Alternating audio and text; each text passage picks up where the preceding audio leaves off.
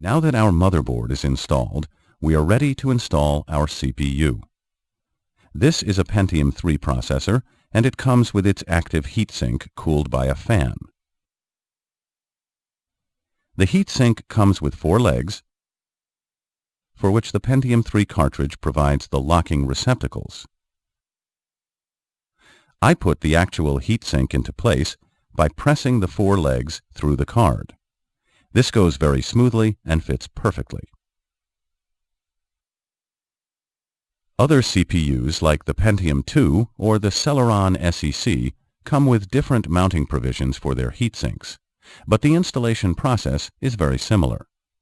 Make sure that you get the orientation right the first time, because the heatsink is very difficult to remove once installed. After you place the 4 legs through the card, use some force to compress the backing plate springs enough to lock on. This backing plate locks the heatsink to the processor nice and tight. I will install the Pentium 3 chip to the motherboard. These 2 brackets will hold the chip in place.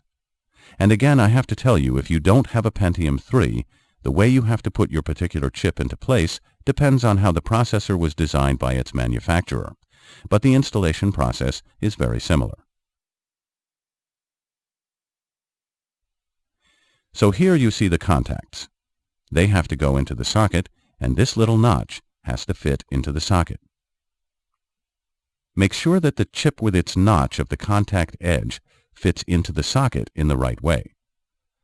When the contact line of the chip matches the way the socket is prepared for it, push the chip in. Now it is installed perfectly. Make sure you install your processor like this.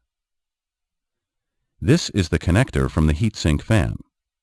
The ATX motherboard offers 3 different power points. This connector has to plug in with this red 3-pin head that is located between the DIMM banks and the slot 1 connector. It is usually labeled on the board, right here. This is a memory chip. You can see it has 2 notches in the contact edge.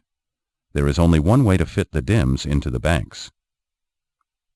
You have to match the notches to the 2 blocking pins of the sockets before you can put them in. Also, the banks have numbers you have to follow to fill up. Start with the socket number 1 for the first memory chip.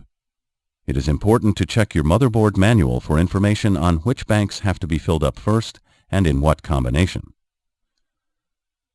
When you have chosen the right socket for your DIMM, lower the white thumb tabs on either side of the DIMM socket and then insert the chip into the socket. All right, make sure it fits nice.